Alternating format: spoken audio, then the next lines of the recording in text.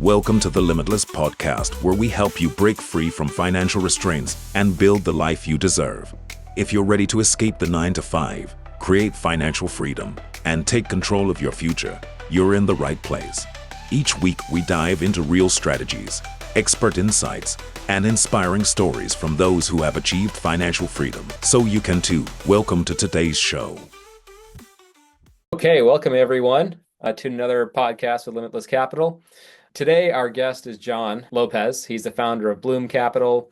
They are focused on empowering fund managers to build, scale, and manage their investment funds. Jon, excited to have you today.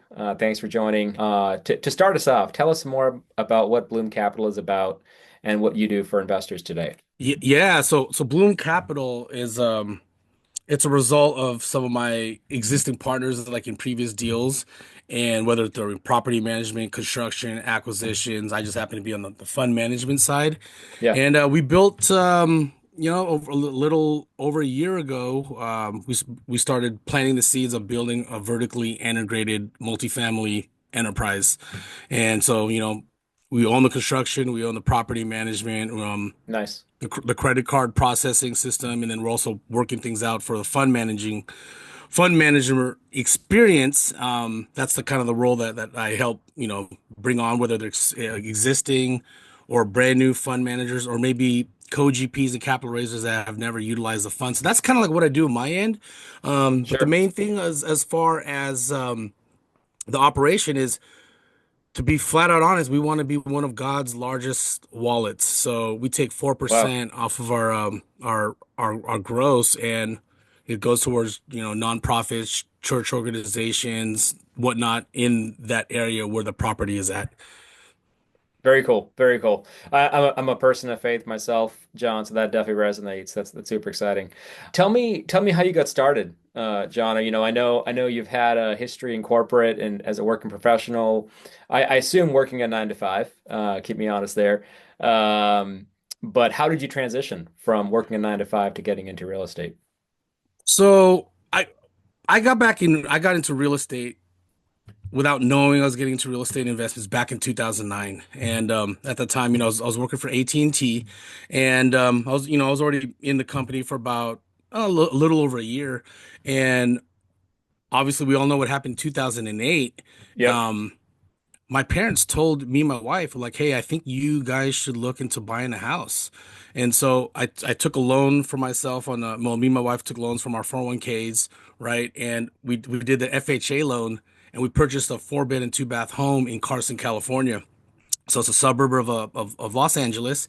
And when we were in contract, me and my wife we didn't know the term house hacking, but we were already thinking of ways, how can we lower our expenses to the mortgage? So we actually rented out rooms to relatives. So like 80% of my mortgage was taken care of. And for me, I was like, this is awesome. Like, I'm living rent, like my rent is really low. And our firstborn was a Desiree, who was born. The funny story is, she was born on the same day we closed the house. So the notary actually came to the Wow. hospital. My wife signing the papers, Crazy. in a hospital room.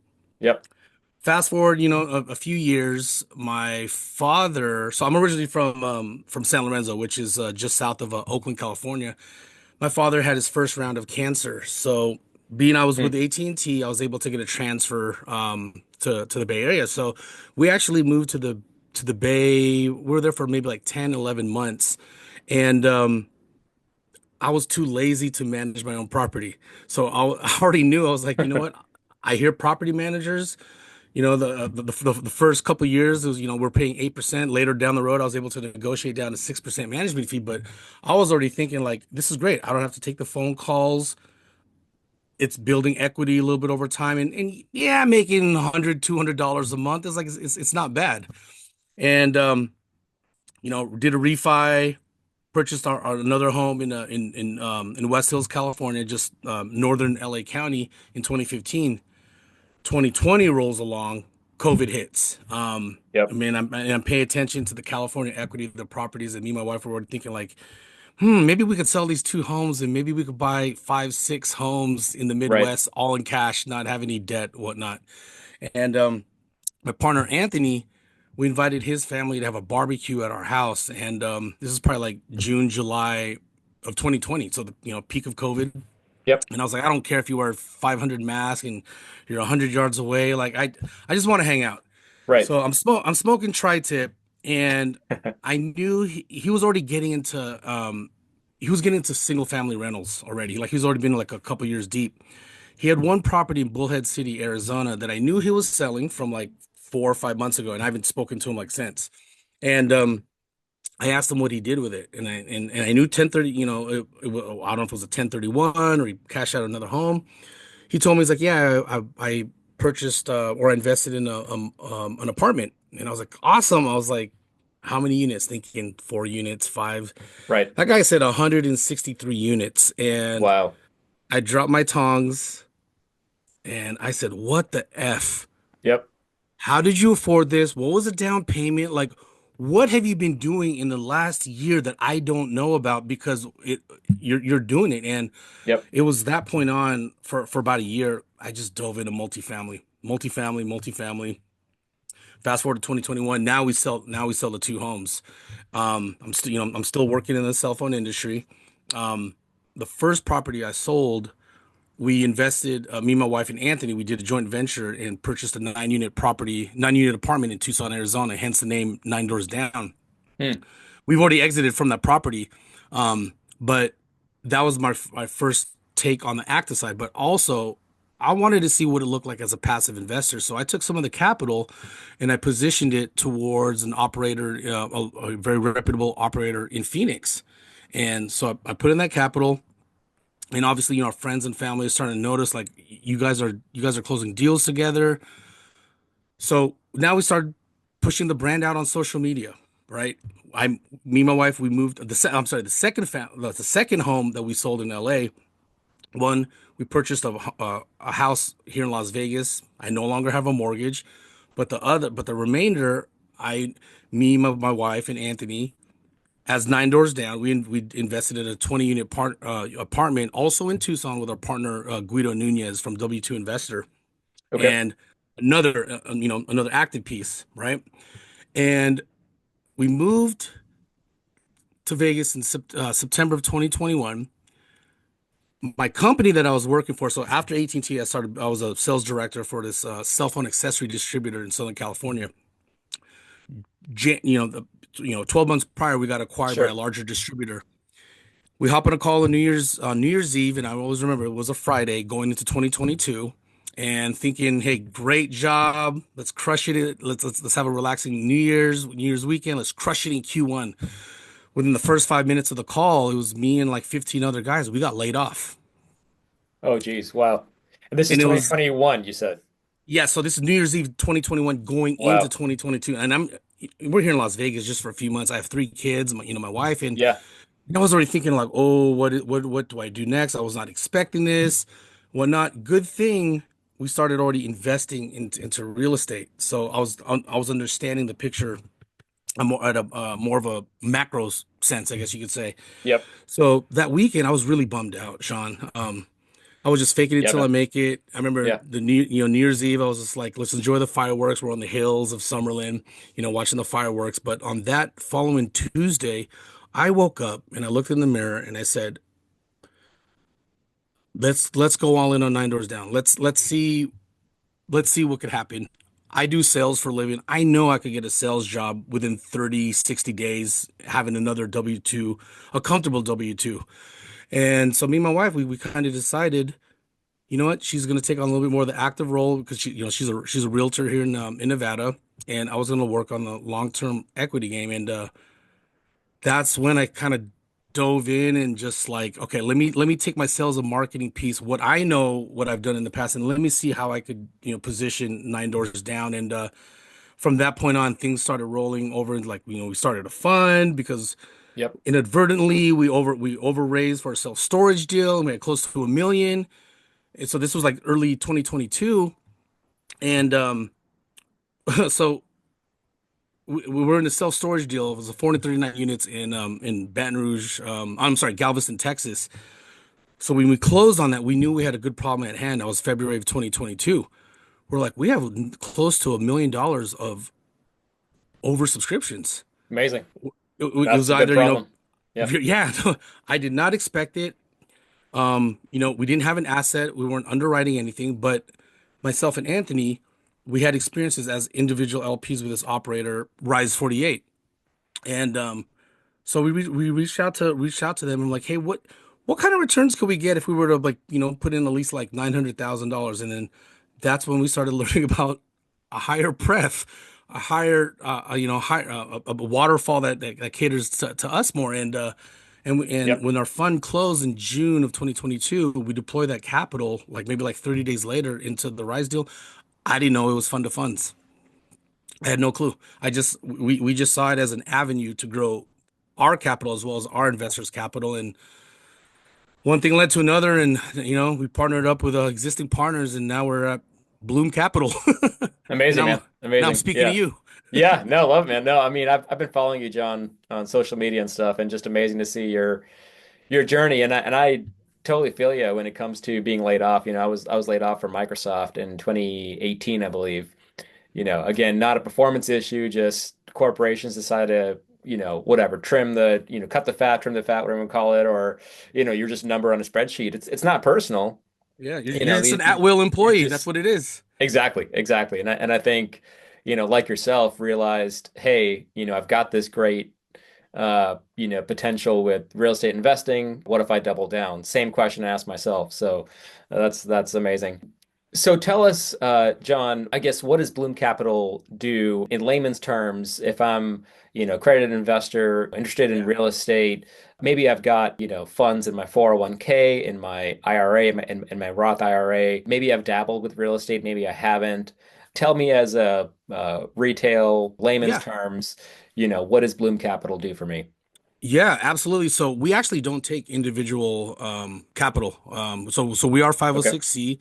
So we actually refer those investors to our fund managers, and because we want to give our fund managers a corporate experience, or I guess you could say an enterprise experience, but that's tangible and that they could also participate in. You have deals with like the larger institutional firms.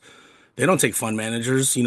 Unless you have your AAM is ridiculously large, but as far as the individual investor, we'll pair them up with a fund manager, and we do encourage them to get to know each other because as an Right. operator, it's easier for us to communicate a K1 or monthly reporting and distributions to the one entity, and then that one entity disperses it, to their retail investors. So we kind of use our experience as what we've done with Nine Doors Down, and we're trying to we're adding our spice to what we saw was a success for us in the last 3 years, and we're literally helping others start a fund, and they start to see the Gotcha. benefits of a fund. And a lot of these guys, they don't realize that it's just the relationship and finding the asset is just reversed in the fund, because in syndication is find the asset, build a relationship, raise the capital. It's just reversed Yep. with the fund. And we also show ways how the fund manager could benefit from a management fee, and if it's customizable, you're not just locked into a Bloom deal. So we actually, for our new fund managers, we line them up with our SEC attorney, and as long as they raise $1 million with us for Bloom deal within 12 months, it could be one deal or it could be two, three, whatever. We actually reimburse our fund managers dollar for dollar. Wow.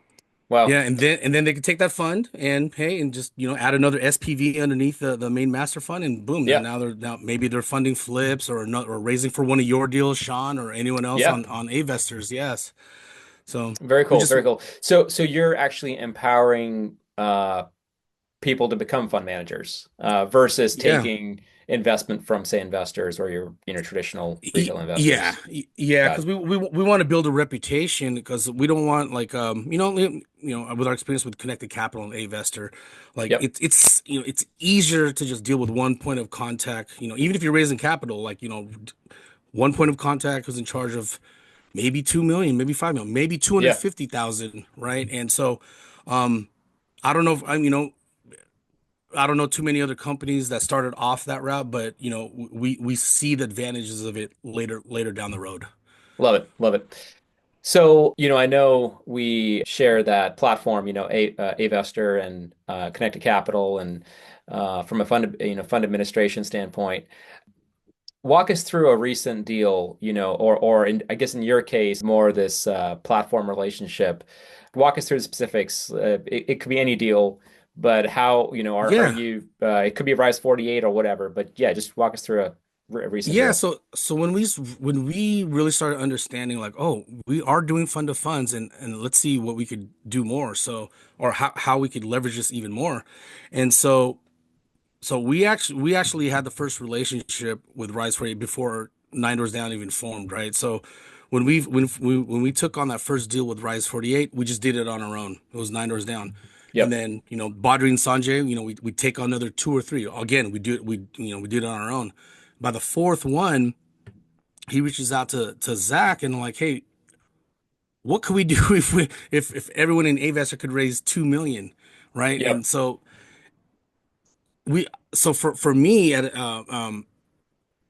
a fund manager, even though I want to raise as much capital as possible, obviously for our AUM and for our investors, but we could line up the load if we wanted to on our end. So maybe we come in 200K, 250K, and then you have other fund managers dropping, maybe a mil or 500. And so that the first one where other Avestor fund managers hopped on, there was Johnny Nelson, there was Greg Duyon, there was Wendy Yep. Morris, there was I don't think Lala was in that one just yet, but it was at least three other fund groups that we accomplished that goal and to achieve a higher pref, and then it just kept steamrolling Yeah. and I'm glad it opened up the floodgates, makes the Rise 48 capital raising experience much easier, but also I was able to introduce a very reputable operator to other fellow fund managers, even if we don't take on every single deal that they do.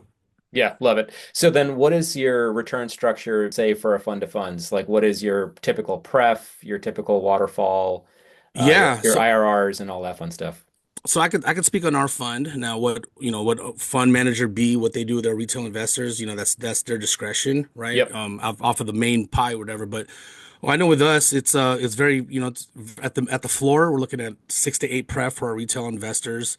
We're looking at 12-15% IRR, equity multiple of 1.5 to 2x. Very minimal. We don't want to you know, overquote an investor and later down the road, oh wait, there's a capital call, and Yep. knock on wood, our fund is not part of any capital calls, but Nice. I'd rather set. I don't want to say under promise, but it's really more of a realistic expectation because on a 5 year play, those are really healthy numbers. And if we get anything on top of that, which a lot of the deals do, then it's just icing on the cake at that point. Yep. Yep. Yep. Love it. Switching gears a little bit, John, I know there's a lot of turbulence out there is probably a good word in the economy. Obviously we've had a recent administration change. You got the rumors of tariffs, and we're all seeing, where that shoe drops.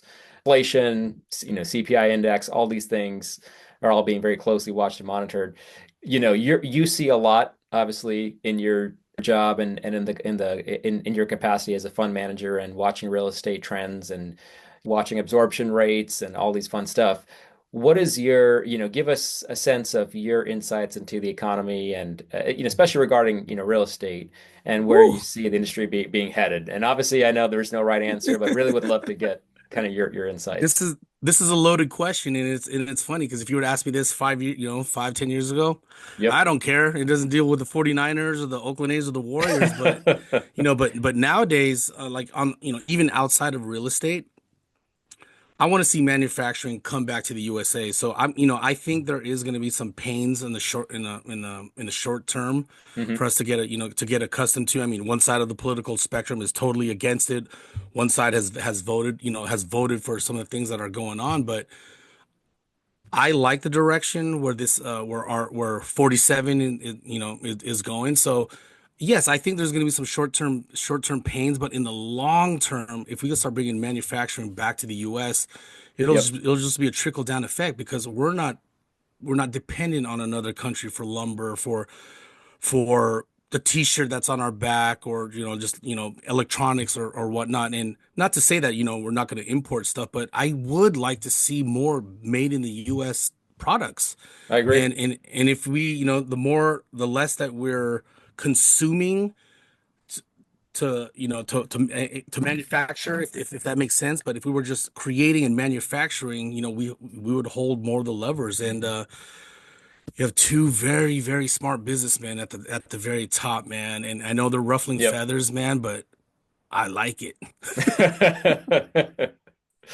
Yeah, man. And honestly, I agree with you. It is refreshing, I think, to see some of the change in direction and focus. And I think we have a lot of folks, I would say, in sort of economic pain, if you will, right? You see cost of living is increasing, Yeah. inflation, and what I guess what do you advise people, maybe they've got $50,000 today to invest, or 100,000, or 500,000, or a million. Obviously Yeah. the advice changes and differs based on how much capital you have. But maybe let's just start with that. If someone had 100,000 bucks today, how would you advise them to invest that? You know, if this was 10 years ago, I'd probably say purchase your own house, look into purchasing your own house, right? But Yep. I think look at, educate yourself on what is an asset, what is a liability. There are people that would say that the house you live in is an asset. Some believe that it's not. Right. Like the I'm Grant Cardones of the world, not necessarily exactly, yeah. about personal. Yeah. Ye- Yeah, so, I do own the house that I live. I try to persuade my wife to go the Grant Cardone method, but she's like, nope, we're gonna own our own house. And I was like, fair, let's run with Yep. it, whatever. But I think nowadays when the competition for actually housing itself is just through the roof, and you take it, states like California, Washington, New York, Illinois, the West Coast elite, states. Yep. I don't know how anyone, coming out of college is going to afford their first home. Like chances are, unless they have a scholarship and a lot of grants, like you're walking out of college with just tons of debt it's going to take forever to pay off. So I would actually, in my opinion, and everyone's entitled to their own opinion. So a lot of people may disagree with me. I would look into, whether you want to actively invest in a property of your own through but getting your own property out of state, like look for the states where the jobs are moving to, where people are moving to, where the cost of living is still relatively low compared to the Californias, the Washingtons, Illinois, New Yorks, even Florida. And look into that, and then once you look into that, now you want to decide whether it's single family or like multifamily, and then that's when I will go look into economies of scale, look into like what's actually more secure. I know this multifamily apartment is, it's maybe maybe it's a 20 unit property in Tucson for like 1.5 million or 2 million, right? I know Hmm. it sounds big, but maybe you partner up with others, Yep. because I know in our first rental property, we had a very we had a, I had a great family that was living in the house for about almost 3 years. But there was a moment in time where he got hurt at work, and he was the Mm. only one that was working. It was a great family. They always paid rent on time, but it took a while for workers' comp to kick in. So me and my Right. wife, we had to pay the mortgage for 3 months. But if he went into month four, Sean, I don't know if I'd be talking to you, because that was Wow. our very first asset, and if we lost Wow. it, it would have probably set us back like, I don't know, 5 years with that mind state that I had back then. Now, Yep. granted, in Yep. 2020, 21, I'm like, hey, it's different. Let's raise it. We could do it, but I would look into multifamily or self storage, somewhere that you could hedge, Hmm. and it, a boring play. It's a boring and secure play is what I would Yeah. recommend. Yeah. I think what I like also about your story, John, is that you figured out partnerships. I think a lot of times we try to DIY it, or, go it alone, or fly solo, or, use your, word of choice, or your analogy of choice there. But, I think what's interesting about your story is that you either came across or met or found, at your barbecue, for example, you were curious, you were reaching out, you explored these partnerships, which, partnerships, they're like a marriage. Yeah. You can have good partners, you can have bad partners, and there's a whole discovery process there. But I think what I like about your story, and it seems to me, and keep me honest there, but it seems to me like your learning curve was much more rapid from these partnerships, whether it's Rise 48, Anthony, I think you mentioned a couple other guys, there in between. But yeah, any insights on partnerships Yeah, specifically? man. I wouldn't really say I'll call it a learning curve. I think for me, it was just like I see a hot hand. I want to ride that train, Yeah. and I want to see what value I could add on. And yes, yeah, I guess there's a learning curve because you start learning things like as you go. Like, if you were to ask me on acquisitions, years ago, I'm like, yeah, I can do it. It's kind of boring, but now that I understand what's dollar per door in a certain market, I know what's good or bad, right? So Yep. I have learned that, but being that I host, tons of meetups out here in Vegas, and from time to time we do it in Southern California and also the Bay Area, I always encounter, I call them the lifelong students, where they're Yep. actually smarter than me. No Yep. joke, they're smarter than me, but I'm just dumb enough to know that I'm not the smartest one. So, but I know who's good in one category and who's good in another category, but their weakness may be where my strength lies. And I guess you want to make friends and build bridges and doing it in a kind of a authentic way, and but like last night at our meetup we had Ryan Pineda, who was Wow. our Amazing. was our guest speaker, and he said one thing that was very profound. So his story, he was a minor league baseball player. He started flipping couches, and back in like 2009 2010, and he was doing that while playing minor league baseball. While he was playing baseball, he became a realtor. So from 2009, he hated being a realtor all the way Hmm. up to like 20, I think he said 2014, 2015. Wow. That's when he started learning how to like wholesale and flip houses. But he reminded the people that was there, it was like, face it, everyone that here hasn't done anything. We suck. I sucked. I was at that point too where I sucked. But he was like, he looked at it, but for a good 5 years, he didn't do anything. He got Wow. into real estate in '09, didn't like being an agent, and it wasn't until Hmm. 2015 he actually did something. But he had to look back and remind them to like, I was at a point in time where I didn't do anything, but now because I've taken action, I put Yep. myself in rooms where I can learn from others. And some of the things that he touched on was like, he's really big on like social media now, like his e-commerce. So now he's challenging himself to be in the rooms where the e-commerce kings are at, who've done like $1 billion worth of sales in like 1 year. He's already Yep. he's hung out with the Grant Cardones and all the real estate guys, but Yep. he's now learning, I guess, another vertical.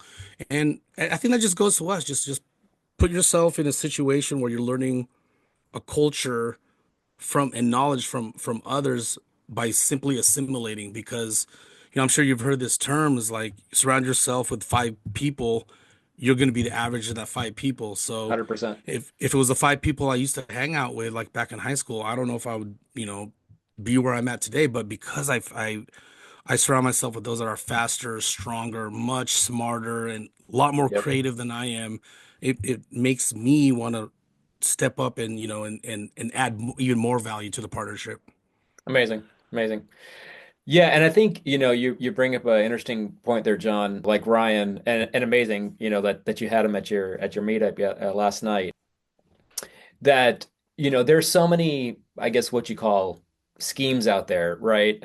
Like, we've got the it's the age of e-commerce, of real estate, of the gig economy, and there's so many different ventures out there if you're truly looking for, for example, Yeah, for financial freedom.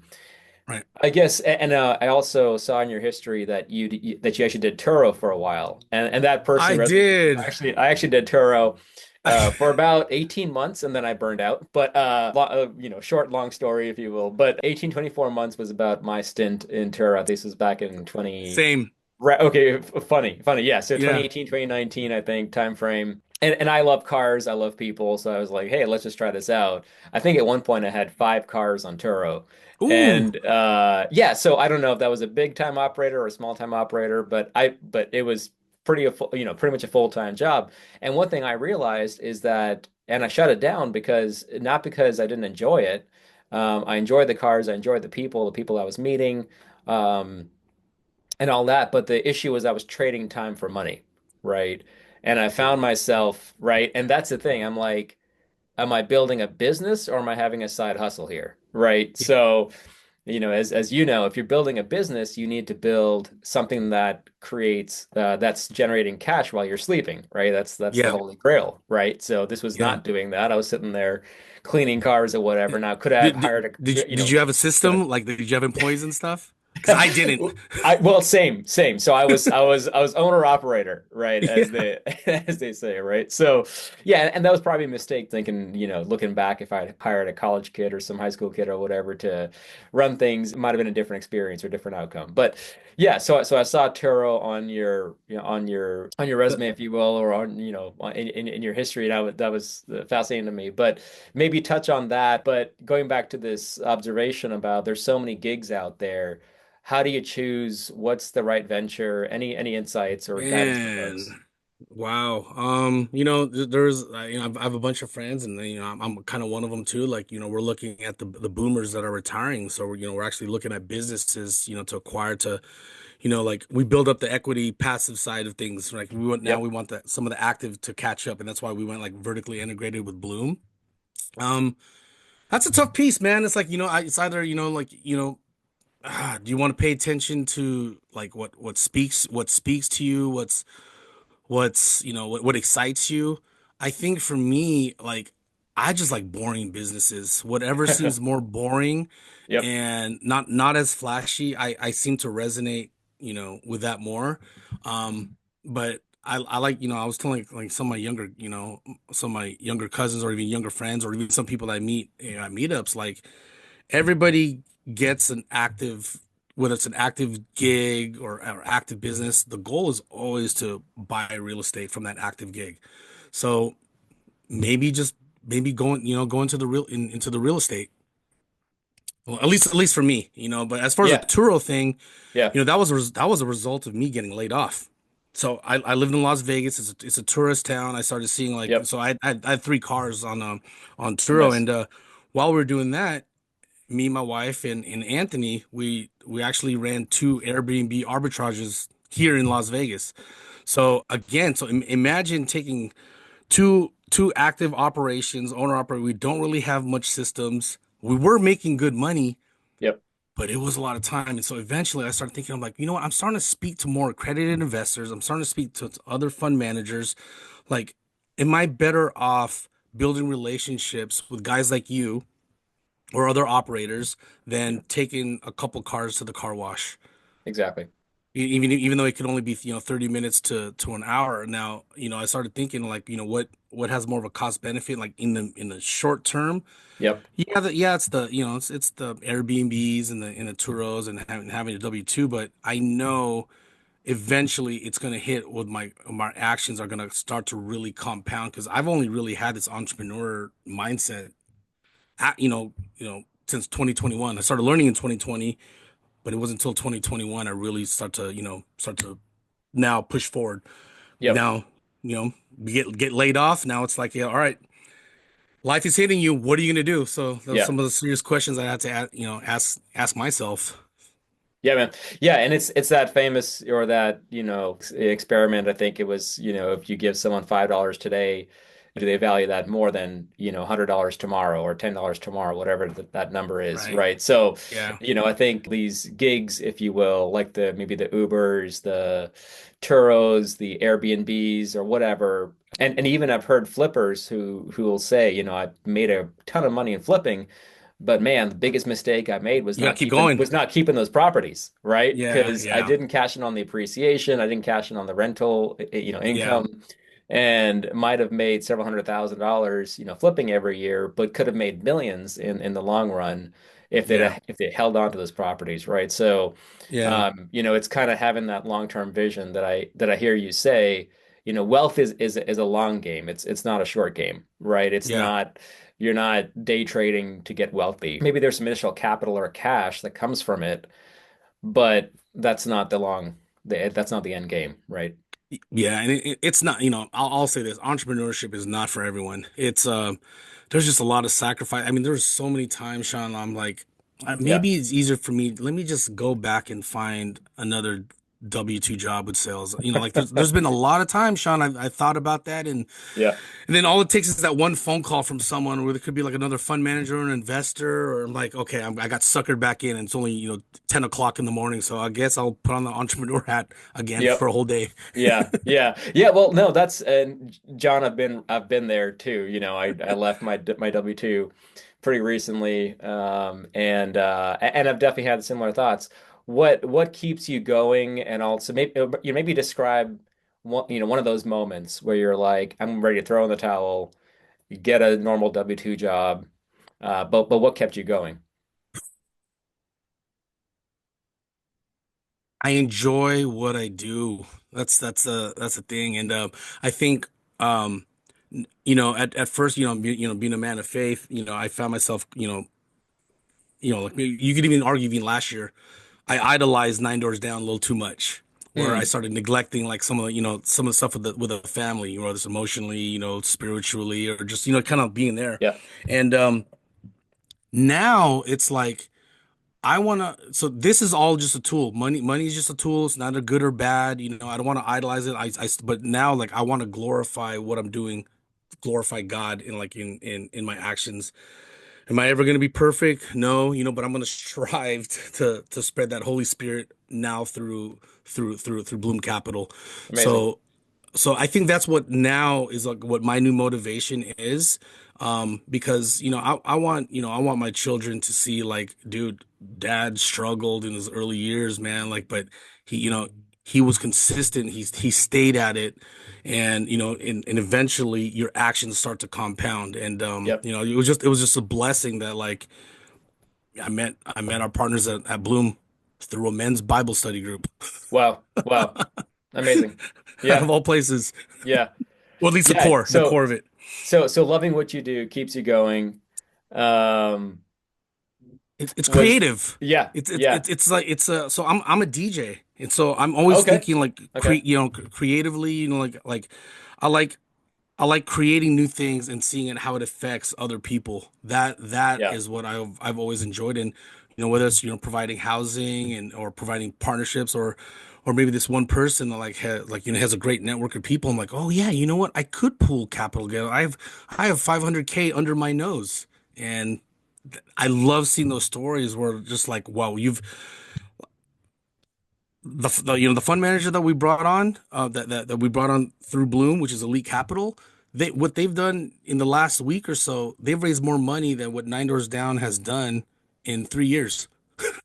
Wow. Amazing. So, and Amazing. for me to see that, I'm just like, it's I thank the man above, man. Yeah. 'Cause it's Love not it. me. It's Yeah. we can only plant it. Yeah, we can water it, but it's only him that can grow it. Yeah. Amen, man. Yeah, not this is not a question I had really in my script or plan, but since you bring it up, I'm curious, how do and having grown up in the church myself, and everything, how do you keep yourself free from the love of money? Yeah, so tithing is big. That I need to challenge myself more, to give back, and there's no need to advertise and tell everyone that you're giving back to your church, or it could be you giving your time through coaching baseball or softball Yep. or like youth sports. But I'm working on this myself. I want to provide just like how provide value for partners that like that come in, or even like investors. I want to provide for the community as well. Like I first I want I just want I want my kids to recognize like, okay, this he he did his best to play his cards right, and Yep. and I want to have that impact eventually. Maybe it might be 12 months down the road or 24, whatever. But like, hey, what, I'm actually now really active in the community, just giving back. So it's that giver's gain mentality. Yep. I want to share the knowledge. I don't want to hide it. So I'll draw this back to DJing. So I'm into scratching and like beat juggling and all this like fancy, not just playing Nice. songs, right? Yep. There was a time, so I started DJing back in '94. I would never share my secrets with anyone else, Hmm. whether they're brand new or whether they're experienced, because I'm like at that time I was like, I may face them in a DJ battle. I don't want to give all my ammo. I want to save it in my pocket, Yep. right? But as the Yep. years went along, I started realizing, no, I want to share what I know because they're gonna take what I know, they're gonna add their spin off of it, and then now I'm learning off of their technique. And so Yep. it becomes this ecosystem where now you just keep raising the bar, raising the bar, raising the bar through Yep. competition. And I take Yep. that to the same philosophy to the business world. Yep. My knowledge is, I didn't invent the wheel. I'm just kind of like just duplicating the wheel. And so who am I to hold it back, for to the next person who actively seeks it. Yeah, love it. Yeah, I think awesome, sorry, often we have this sort of pie mentality, right? Where like, it's all one fixed pie, right? Yeah, And if I have less or if I have more, it's, someone else, could take more or take less, right? And truly, life is so much bigger than that, right? it is. There's there's so much creativity and impact that's possible, and not any one of us has all of it in the world, right? That's why we need each other, and it's not a pie, right? Frankly, I named our company, Limitless, in Yeah. fact, to kind of help me, help remind myself of this, because I grew up in kind of a environment where we thought, money was limited, not limitless, Mm-hmm. right? And that was part of Mm-hmm. the reason for the name. But and also from a faith aspect, I believe in abundance, and there's so much out there, and God who's created cattle on a thousand hills, and all that fun stuff, right? That Yeah. we read in Scripture. And Yeah. so yeah, no, I love that. There was I'll always remember this. This was during our 9 unit property. That's the very first multifamily deal I'm getting into. And after we drive out there to Tucson, we're filling up our gas, our car, me and my wife driving back to LA. And partner Anthony calls. Well, actually, prior to the phone call, we're at the gas station, and this older gentleman, the guy was Hmm. probably like mid 60s, maybe early 70s. I don't know, but he was wearing a 10X hat. And so I was like, interesting, an older guy wearing a Yeah, Grant Cardone hat. And I'm like, yeah, so I kind of like, introduced myself and then just asking him questions and stuff. And like, he's telling me like, it was just literally just maybe like a 5 minute conversation. yep, But at the end, he was like, just remember one thing, John. Would you rather own 100% of a little grape, or would you rather own 10 to 30% of a massive watermelon? And I was like, that's it. That's it right there. I want to just, I want to, yep, or, own a smaller piece of a larger watermelon because I view it as scalable yep, because I'm leveraging the relationships that I have to accomplish a much bigger goal. yep. Love it, love it. Awesome, man. A couple, quick, I guess, fire round questions, if you will. Yeah. So, favorite book? Oh, man, you know what? The one that really changed my perspective on things was Cash Flow Quadrant. Okay, That was the one it's a that good one. really messed up my brain in 2020, man. I Yeah, started just like, whoa, I'm doing yeah, things wrong. What am I doing? Like, let's yep, catch up. Let's get to the the B yeah. quadrant and eventually the I quadrant. Love it. Yeah, man. No, classic, classic, especially in real estate. Awesome. Favorite hobby? I heard you say DJ. Do you still do that, or is there another favorite hobby Yeah, that you have if it's not I real estate? I touch the turntables a lot, man. So aside There you from go. real estate, you could follow me on my Instagram. It's Deuce Ace DEUCEACE _ at on Okay. Instagram. So I post like like little routines here and there, and Yep. but outside of that, I like to golf, man. I like golfing. I like going to shooting range. And just eventually, I want to get into like some shooting competitions out Okay. here. But yeah, those are some of the things that just like it gets me focused on something else totally outside of business.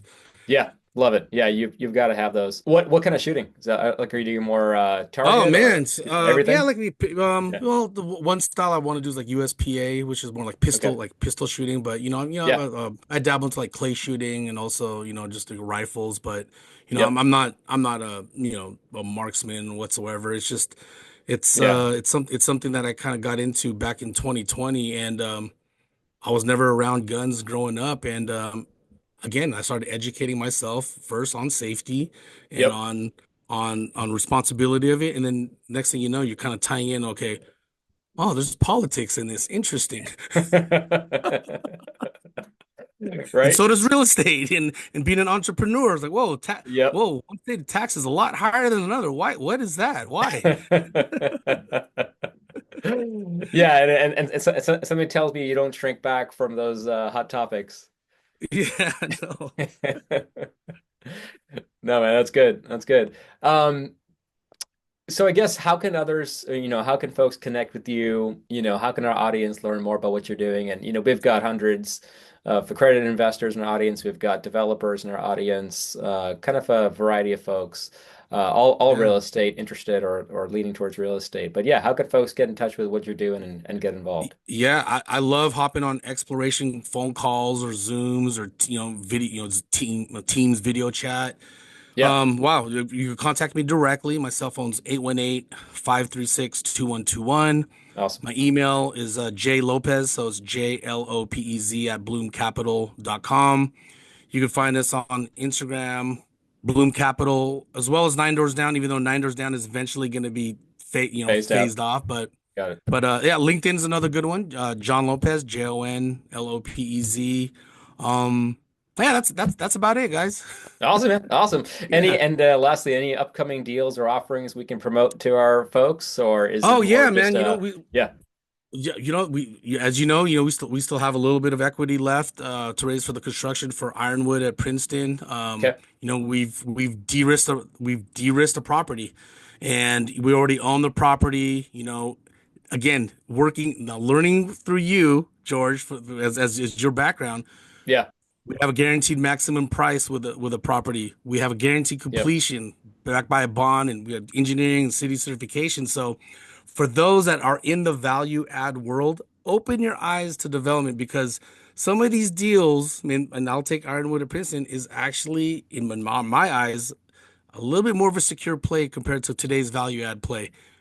2, 3 interesting. years down the road, it might be different, but Yep, I've had my share of seeing value add operators having to do capital calls and things of that nature. So, yep, um, yep. it's just where we're at in the market, I guess. Yeah, yeah, no, totally. And that was interesting, because we're doing ground up here at Limitless, but you're doing, Princeton, for example, is finishing a ground up or taking over a project that's mid construction, Yeah. which I think, maybe just a sign of times or maybe it's just some of the economic turbulence recently, but we do have a number of projects we're coming across, including yours, that are more mid-construction, need to finish it out. On the one hand, it could be seen as a bit riskier to take over a project that is, maybe stopped or paused or whatever. Or on the flip side, you're taking over a project that's already out of the ground, right? Yeah. So you don't have the risk of infrastructure or horizontals and all that fun stuff. I guess where do you fall on that spectrum? Obviously you like, taking over these projects, but do you see a lot of potential here and how do you advise investors sort of Yeah, going man. with all eyes? Yeah. Yeah, so it's funny because it's like we didn't necessarily try to find a deal like this. When we first Mm, formed the company, we were like, let's stick to the value add. We knew there's going to be some institutional sellers that are bleeding, but we need to position ourselves as institutional buyers to even like lay our eyes on it. Um, it's a unicorn deal. I've learned so much with this deal, but I've also learned that some deals might be a little bit too large or deemed riskier from the fund manager perspective, sure. and also maybe this deal is not big enough for some of the larger like hedge funds or institutional investors. So, Sure. um, I've learned to talk larger capital now just through this experience and not just be in the retail world where Nine Doors Down has been. Hmm. So, but we are looking at other value add plays from these distressed operators. Um, we're most likely going to announce another deal that's being underwritten right now. Probably maybe like 30 to 45 days upon once we've finalize the raise on the construction of this piece. But Awesome. we're getting there, Sean. It's Yeah. capital's a lot more expensive these days compared to Yeah. 2021. Yeah, man, no, totally, totally feel you. But let us know when that next deal comes up. I think, Yeah, we looked at Princeton, and obviously was a good deal. But yeah. You found somebody else, but I understand. Yeah, man. No, So no, yeah, man. No, no. but It's what nothing I personal, love but is what I yeah. learned from you, Sean. I was like, wait a minute, this guy Sean is looking at it from the debt and equity side. I see where he's going. I see where he's making his money on like kind of two ends of the spectrum off of one deal. So I took those nuggets from you, Sean, and so it makes me think later down the road. I was like, okay, Awesome. maybe we got to explore that, later down the road. Awesome. Yeah, and there's plenty of business out there, more than enough for both of us. So awesome, man. Yeah, That's great yeah, to hear. John, it's been a pleasure. Really enjoyed our conversation. Tons of great, lessons from your background and from your journey so far. So thanks for sharing all that. And we'll yeah. definitely share your contact information in the show notes for our guests. And again, thanks for the time, John. Thank you, Sean. Thanks for tuning into this episode of the Limitless podcast. If you would like to learn more about creating financial freedom, visit us at limitlessnewconstruction.com and check out the show notes for more resources. And don't forget to show some love by liking, subscribing, and leaving a comment. Keep investing in yourself and keep living limitless.